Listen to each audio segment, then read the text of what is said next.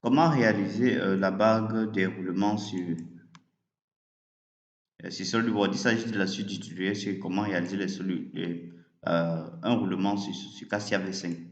Vous venez sur conception mécanique par design, vous cliquez sur OK. Puis on va sélectionner le plan XY. On va cliquer sur esquisse. On va tracer deux cercles concentriques.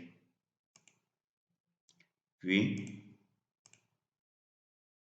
cliquez à nouveau sur cercle, tracer le deuxième cercle. Par la suite, on va venir au niveau de contrainte. Cliquez prendre comme rayon 84 mm. Si vous ne trouvez pas une de ces fonctions, vous n'aurez qu'à cliquer sur le menu de sélection des fonctions. Et prendre cette autre distance est égale à 86. Ok, ici c'est 94, l'autre c'est 86. Voici là où vous pouvez trouver toutes les fonctions dont vous voudrez. Puis on va juste faire, on va sortir de l'esquisse, réaliser une extrusion, on clique sur extrusion, on sélectionne comme longueur 20 mm ou ça même 16. On clique sur OK. Puis par la suite, on va venir au niveau, sélectionner cet axe-ci. On va agrandir, on sélectionne cette face-ci. On clique sur esquisse. Esquisse. Puis, on va venir au niveau des cercles. On va tracer un cercle. On va venir cliquer ici pour éléments de construction. Si quelqu'un ne trouve pas élément de construction, il vient cliquer ici sur outils d'esquisse. Il va trouver cette fonction-là. Puis on vient sur contrainte. On prend comme rayon ici 90 mm. On clique sur OK. Par la suite, on va venir au niveau de arc de cercle par arc de cercle. On sélectionne l'arc de cercle. On clique le centre appartient. Ici, on annule pour la sélection. On clique de telle sorte que le centre du cercle appartient à l'arc en question. Puis on réalise un arc de cercle. OK. Par la suite, on va venir pour fermer l'arc. On clique sur la ligne. On ferme l'arc avec une droite. On peut zoomer pour mieux voir. Par la suite, on va venir au niveau des contraintes. On va prendre le rayon de cet arc de cercle égal à 12 mm. On clique sur OK. Puis on va sortir de l'esquisse. On va venir au niveau de gauche. On va sélectionner comme direction cette droite-ci. On va cliquer sur OK. Vous pouvez voir la gorge apparaître. Puis on va essayer de faire une répétition circulaire. On sélectionne répétition circulaire. On clique. Si vous ne trouvez pas répétition circulaire, vous allez venir sur insertion au niveau de ces fonctions-ci. Contour, congé, vous allez retrouver les répétitions circulaires. Ici, on prend comme nombre d'extenses 8. Et on conserve le 45 degrés comme élément de référence. On sélectionne cet élément-ci. Et comme composant à copier, on sélectionne la gauche. On clique sur OK. Vous pouvez voir la gorge apparaître. Par la suite, on va essayer de réaliser une coque. Pour cela, on va cliquer au niveau de coque.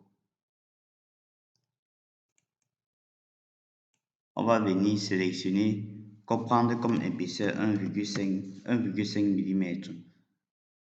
Pour les faces à retirer, on clique sur cette face-ci, on clique sur la face extérieure et intérieure, puis on clique sur cette autre face. Par la suite, on va venir au niveau de face à épaissir. On sélectionne cette face-ci, cette face, cette autre face, cette face, cette face, cette face, cette face.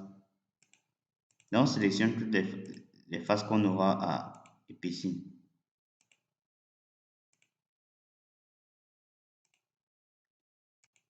Vous sélectionnez toutes les faces. Il manque quelques-uns de celui-ci et celui-ci. OK. Vous pouvez vérifier. Puis on clique sur OK. Vous voyez comment la barre extérieure apparaît. Par la suite, on va essayer de réaliser des trous pour permettre au roulement, à la barre de se fixer. Pour cela, on va sélectionner n'importe qu'une de ces faces. Cliquez sur Esquisse. Venir au niveau de cercle. Tracer un cercle. Venir cliquer pour éléments de construction. OK. Venir au niveau de cotation.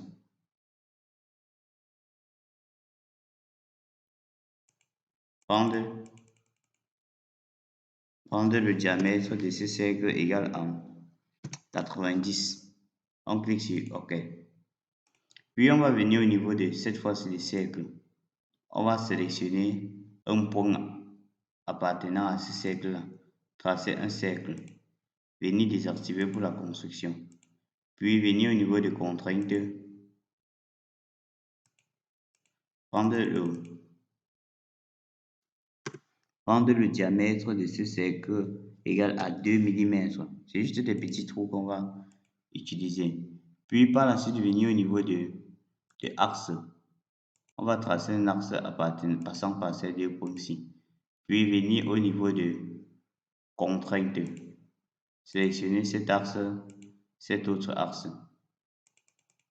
Prendre ici comme angle 22,5 mm et valider. OK. Une fois cela fait, on va sortir de l'esquisse. On va venir au niveau de bouche. On clique sur OK. On fait un alignement instruit. On enlève la matière. Puis on vient au niveau de répétition circulaire. On prend comme instance 8 et comme élément de référence, on sélectionne n'importe quelle surface. OK, ça apparaît automatiquement. On valide.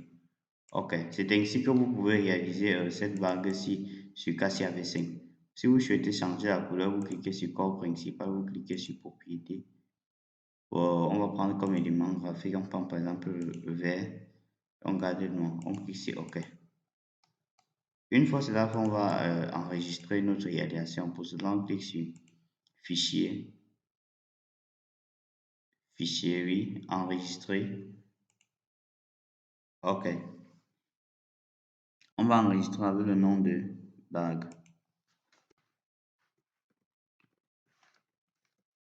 On enregistre.